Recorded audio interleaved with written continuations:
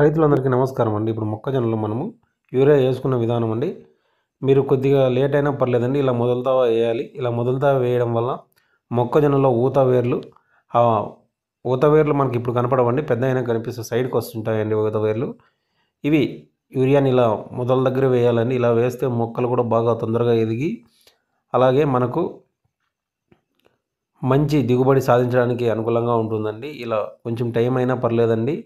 మనం ఇలా యూరియాని ఇలా మొదలుతో పెట్టించడం చాలా మేలండి.